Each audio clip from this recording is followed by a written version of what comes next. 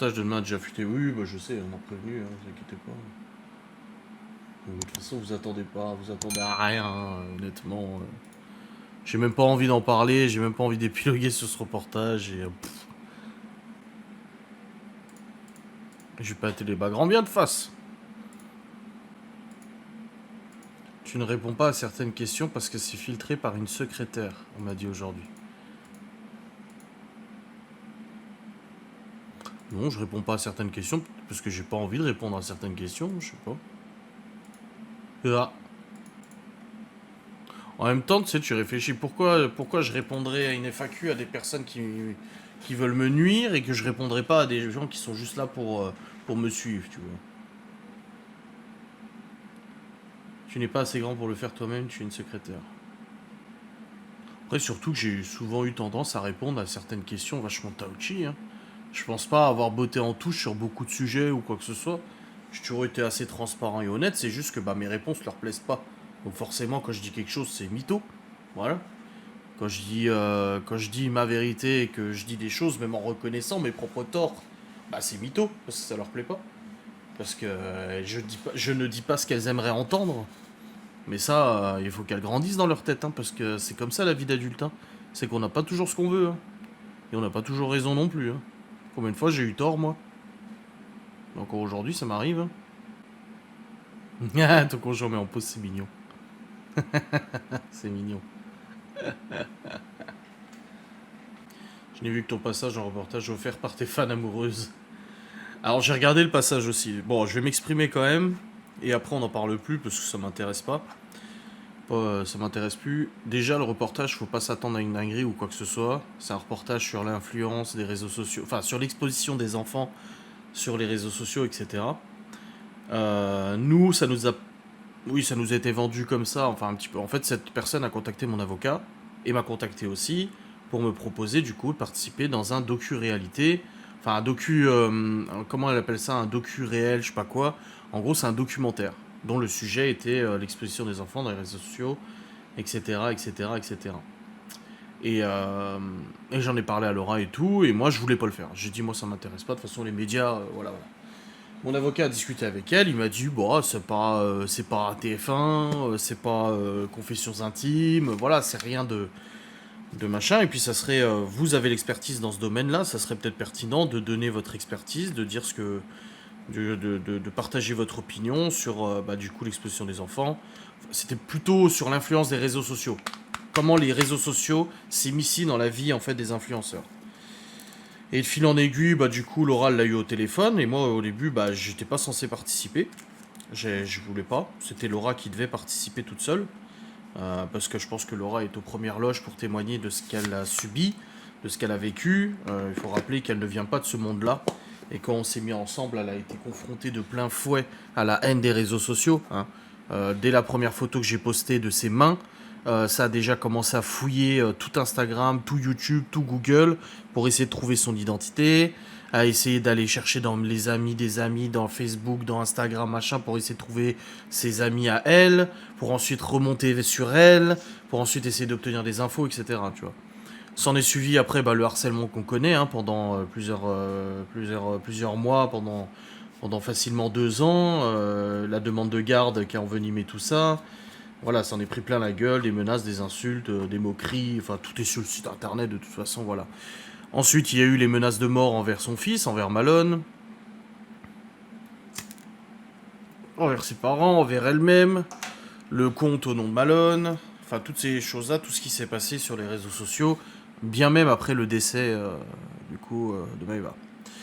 Et au début, elle devait elle témoigner. Et finalement, je me suis laissé convaincre parce que voilà, c'est vrai que le sujet et comment c'était amené, ça me paraissait assez pertinent. Voilà, je pense que j'ai quand même roulé ma bosse sur YouTube et je peux avoir un avis intéressant sur l'influence des réseaux sociaux, du coup, envers les influenceurs. J'ai juste retrouvé du coup l'intitulé, moi, qui m'a été posé. Attendez. Voir.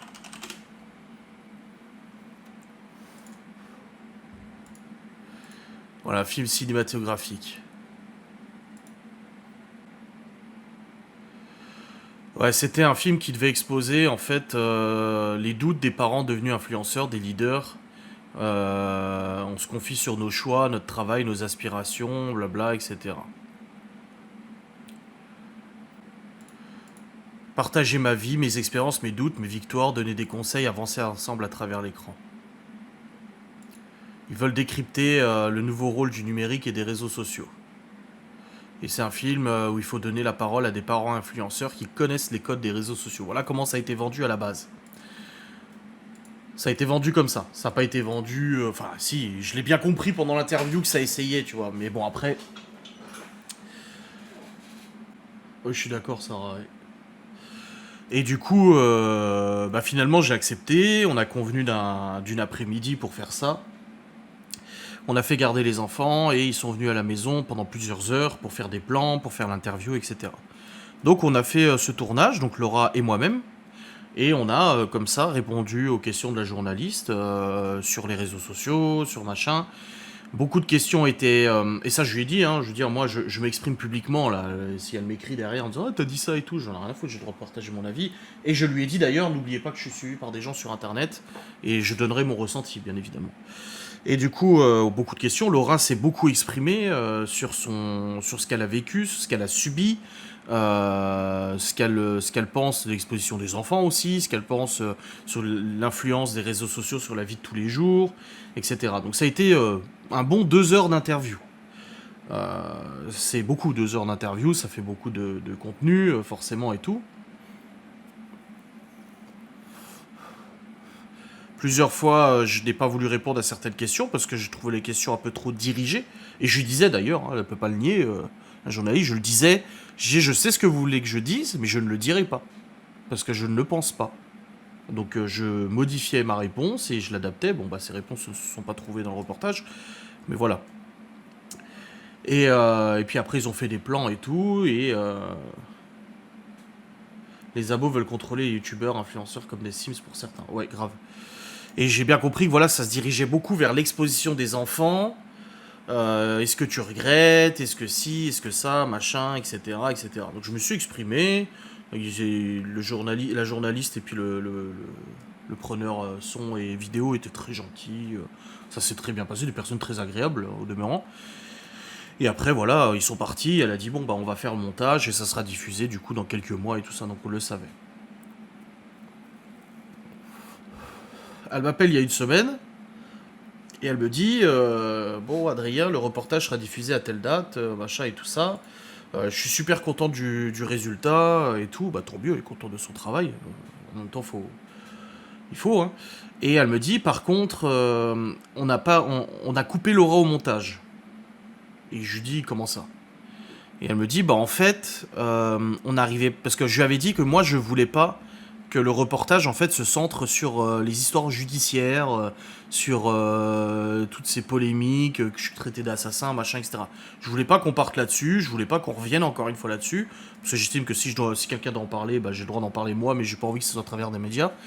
Et elle me dit, on a dû couper Laura au montage. Et je dis, bah putain, je dis, elle a quand même beaucoup parlé, Laura. Enfin, je veux dire, son témoignage est quand même ultra pertinent à Laura.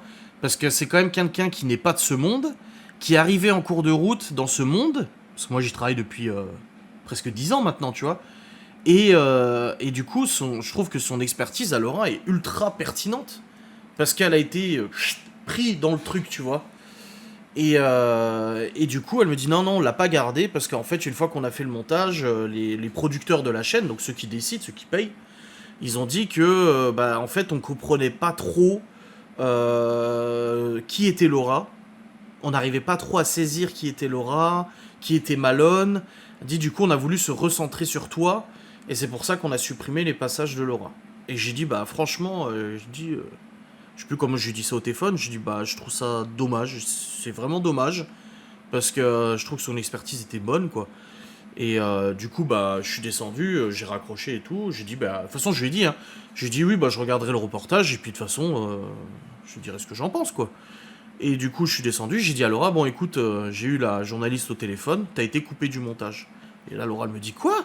Elle me dit j'ai passé une journée à faire une interview, à me faire chier, à faire garder les gosses, etc. pour qu'au final on garde rien de ce que j'ai dit. Elle a dit je me suis exprimé, J'ai donné mon ressenti, je me suis... voilà, tu vois, aller loin et tout. Merci Laetitia pour le sub.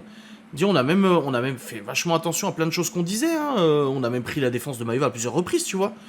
Et elle m'a dit, il me supprime et tout. Je dis, ouais, apparemment. Je dis, maintenant, je dis, écoute, laisse tomber. Je dis, de toute façon, on verra bien. Et puis voilà.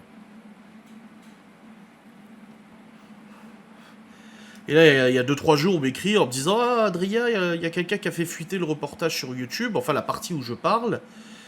Et du coup, je vais voir et je vois qu'en fait, ça représente 5 minutes sur 2 heures d'interview, de reportage. Et je vois que du coup, il y a Jessica Thivenin, d'autres influenceurs que je connais pas, à part Thivenin et tout ça. Et je dis à Laura, putain, il y a Thivenin qui est dans le reportage aussi, je sais qu'elle l'a su et tout. Et je me dis, ah bah voilà, mais je dis, par contre, apparemment, genre, ça représente que 5 minutes, les 2 heures d'interview. Après, je comprends. Le montage fait qu'on peut pas tout garder, évidemment. Et déjà, en sachant que Laura a été supprimée du truc, bah ça fout un peu les boules. Du coup, je regarde mon passage, et là, bah oui, je me rends compte que bah, ça a été extrêmement compressé, très très compressé. Déjà, tu démarres, ça commence, tu comprends pas trop le truc. Enfin, je trouve que, en fait, ils ont voulu, au début, t'as l'impression que je suis le veuf est pleuré, tu sais, et que Laura n'existe pas, rien du tout, bah, les ni cité ni rien du tout, tu vois. Que voilà, et puis ça parle du décès, et puis ça parle du harcèlement. Il y a moi qui dis les réseaux sociaux ont conduit au décès. Non, c'est pas comme ça que je l'ai dit. Encore une fois, et ça je lui ai dit par SMS, elle m'assure que non, alors qu'elle me montre les rushs, peut-être, mais en tout cas, je pense que vous qui me suivez, j'ai quand même une belle audience, je fais 500 000 vues par mois, c'est plus que ce que leur émission va faire. Je pense que vous le savez qu'à chaque fois je le dis et le redis. Pour moi, c'est une succession d'événements et de situations qui ont conduit à ce drame. Problème sentimental, problème de violence psychologique, problème d'argent, problème de contrôle fiscal, problème de garde, problème d'avortement, problème de plein de choses, tu vois. Donc lui, les réseaux sociaux ont contribué, certes, parce qu'elle n'a pas voulu s'en décharger et s'en détacher et s'éloigner, tu vois. Et du coup, moi, j'écris à la journaliste et je lui dis, écoute, je dis, il y a quelqu'un qui a diffusé sur YouTube en privé, enfin non répertorié, mon passage et tout ça, et du coup, elle me demande le lien, je lui envoie. Je dis après, moi j'étais honnête avec elle, je dis honnêtement, je trouve que bah, c'est triste quoi. Je lui dis, je suis déçu, c'est triste parce que finalement, on comprend pas trop le truc. Enfin, moi je trouve qu'on. Ça a été vraiment. Voilà, ça a été mis un peu. Ça a été fait un peu pour faire un petit peu du sans-sas et tout ça. Je dis, les propos ont été franchement super hachés, super décomposés. Il y a des choses qu'on a dit avec Laura qui étaient vraiment, vis-à-vis même de l'exposition des enfants, qui étaient ultra pertinents. Ça n'a pas été gardé, tu vois. Mais après, voilà, c'est pas nous qui faisons le montage. Et je dis, bon, bah, et ta voix n'est pas la même. Alors peut-être qu'il y a un effet, je sais pas, mais moi je ne peux pas savoir si ma voix elle est la même ou pas la même. Mais ça dépend de la prise son, ça dépend du micro, ça dépend de plein de choses. Ça dépend de la post-prod aussi et tout ça, tu vois. Et tu n'as pas peur que le reportage relance le harcèlement? Non, parce qu'il sera pas, c'est pas un reportage qui sera énormément vu. C'est pas TF1 non plus, voilà. Et je lui dis, voilà, c'est dommage. Et puis que Laura a été supprimée, je trouve ça triste, quoi. Et elle me dit, bah, je peux pas dévoiler ce qu'elle m'a dit parce que c'est de la conversation privée et je sais que les journalistes sont un peu susceptibles. Je l'ai bien vu par SMS. Mais en gros, je lui ai fait comprendre que Laura n'était pas déçue parce qu'elle elle n'était pas passée à la télé. J'ai dit, si Laura est déçue, c'est pas parce qu'elle passe pas à la télé, c'est tout simplement parce qu'elle était objective et elle avait vraiment été pertinente dans ses propos et tout ça. Je dis après, je reconnais qu'il y a du travail derrière, que voilà, il y a du boulot même esthétique, hein. Ouais, les effets, les trucs, c'est vrai que c'est bien monté et tout ça. Mais je dis, mais le reste, bah c'est dommage, quoi. 5 minutes sur 2 heures, après, voilà, c'est sûr que tu peux pas mettre 2 heures de reportage, 2 heures d'interview, 2 heures de reportage, certes. Mais ça a été ultra tronqué et en fait c'est juste une pièce rapportée et enfin faut comprendre que oui elle ça lui a pris du temps de venir jusqu'à chez nous, ça a été des frais, ça a été du temps, ils ont couru pour aller prendre leur train, c'était la galère et tout, mais sachant que c'est les producteurs qui décident derrière et pas forcément elle, bah c'est un peu voilà c'est un peu moi ça a été un peu enfin franchement j'en attendais vraiment pas grand chose parce que je sais comment fonctionnent les médias. Je les porte pas dans mon cœur, je sais comment ça fonctionne. Et du coup, quand on en a parlé, on a débriefé un peu avec Laura de mon intervention qui a été gardée. Ah, il y a Saitama, tiens. De mon intervention qui a été gardée, moi j'ai dit à Laura, je l'avais dit. J'ai dit, ah, je l'avais dit. Je peux pas être déçu, de toute façon, j'en entendais rien de toute façon. Donc bon, à la limite, voilà, je lui ai dit ce que je pensais, ça lui a pas plu, la journaliste, elle s'est défendue. C'est tout à fait normal qu'elle se défende. Je lui ai posé mes remarques, elle m'a posé les siennes. Et puis après, bon, j'ai arrêté de répondre parce que franchement, j'ai pas le temps de me prendre la tête pour ces conneries. Et le seul truc, c'est que j'ai vu aujourd'hui qu'il y a eu la promotion qui a été faite sur le site France Télévisions. Et c'est marqué avec la participation de Jessica Thivenin, de nanana, de nanana, de nanana, de nanana, nanana. Et là, je dis à Laura, je dis, regarde, je suis même pas cité. Alors, je m'en fous, hein, je veux pas de pub ou quoi que ce soit, ça m'est complètement égal, tu vois. Mais je dis, regarde, je suis même pas cité. Putain, on s'est fait chier une journée pour ça. On s'est vraiment cassé les couilles au téléphone. On s'est cassé les couilles à faire le reportage. Je suis même pas cité. C'est même pas marqué avec la participation, même de l'assassin des Vosges, j'en sais rien. Après voilà, ils sont restés neutres, ils ont pas pris parti, c'était pas un truc à charge ou à décharge, c'était voilà, mais je pense, enfin, j'ai pas envie de dire ça avec beaucoup de prétention, mais je pense que ça aurait pu mériter un peu plus dans la mesure où, enfin, je veux dire, j'ai quand même de l'expérience sur les réseaux sociaux et mon expertise est quand même pas négligeable. Mais après, voilà, je m'en fous, franchement, honnêtement. Je peux demander à Laura où elle a trouvé le nom de Saitama. C'est un animé, un manga à la base. Mais voilà, après, ils ont fait leur job. Ils sont allés contentes, la journaliste de son job. Très bien, écoute, c'est très bien pour ça. Moi, de mon côté, bah, je suis pas. Je suis pas. Enfin, je m'attendais pas à grand chose, donc je vais pas dire que je suis déçu. Mais j'en étais sûr, je m'en doutais que ça allait faire. Voilà, on m'a fait enregistrer. Je sais même pas si pendant le reportage, on m'entend lire des tweets.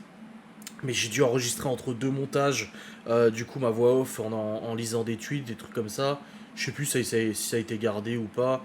Mais voilà, après, c'est pas un débat. L'émission, c'est une probablement très bonne émission. Je la regarderai pas, honnêtement, parce que, bah, du coup, j'ai plus envie.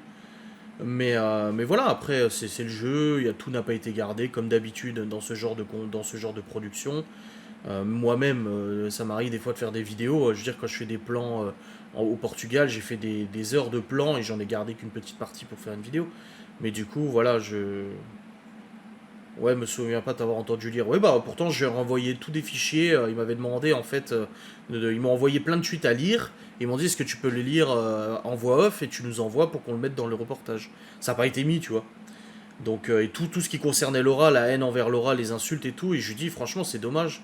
Je lui dis qu'elle n'ait pas été gardée. Donc, Laura lui a partagé son ressenti aussi. Bon, j'ai bien senti que la journaliste, ça lui a pas trop plu ce que je lui ai dit. Pourtant, je suis resté vraiment très respectueux. C'est juste que bah, si on n'aime pas les critiques, faut pas se lancer là-dedans, quoi.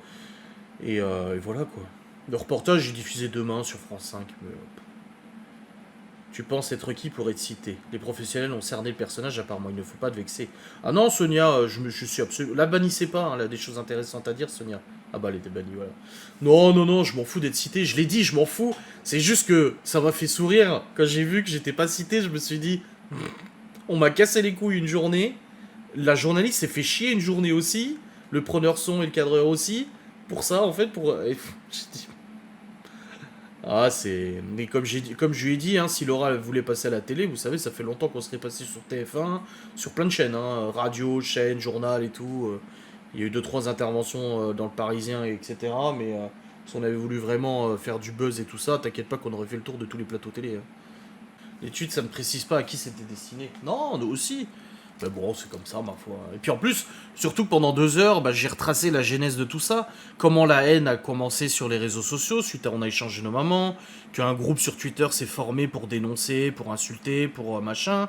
J'ai aussi parlé de l'implication de certains très proches de Maeva sur Twitter qui se permettaient aussi beaucoup de zèle et tout ça.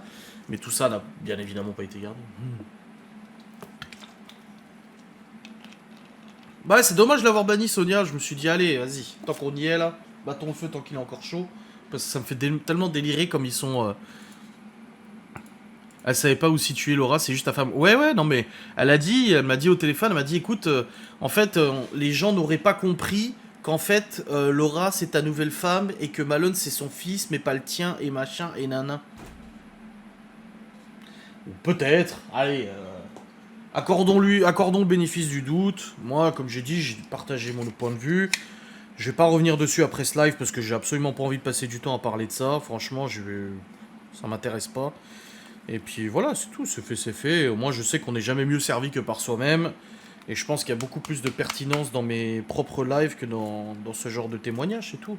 Après, j'espère que ce témoignage, il aura le succès qu'il mérite si c'est le cas. Et puis voilà. Non, non, on n'est pas non plus sur une émission pour décérébrer. Attention, on n'est pas du tout dans un 7 à 8 là. On est quand même sur un truc qui est quand même bien ficelé, où il y a quand même un bon investissement de la journaliste. Mais c'est le résultat final qui ne dépend jamais du journaliste. Je pense que si le journaliste il avait son mot à dire, le retour ne serait pas le même.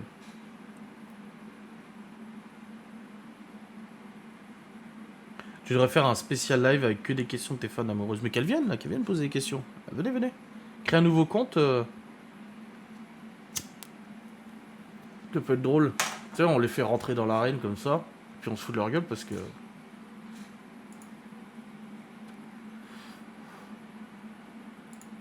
Au vu du nombre du spectateur qui a augmenté d'un coup, il y en a plein d'autres de Sonia, t'inquiète pas. Ouais. Tu peux accorder un droit de réponse après la diffusion. Non, non, non, non, je m'en fous. Non, j'ai dit, on échange vraiment, j'avais fait 3 vidéos. J'ai eu les avocats de TF1 et de Banijay, Alexia Laroche-Joubert au cul. C'est bon, non, non, ça, non. Avec tout le respect que je dois au travail qui a été fait dans ce reportage, je ne trouve pas que ça mérite plus d'attention. C'est tout. En tout cas, vis-à-vis de ce qui a été gardé de mon interview. Du reste, je sais pas. Le reste est peut-être très pertinent, je ne sais pas, on verra bien. Enfin, les gens qui regarderont verront bien. Mais bon.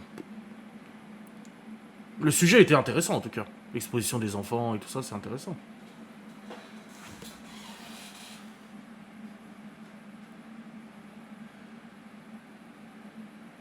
Après, comme je disais à Laura hier avec son collègue qui est venu à la maison, je dis écoute, je fais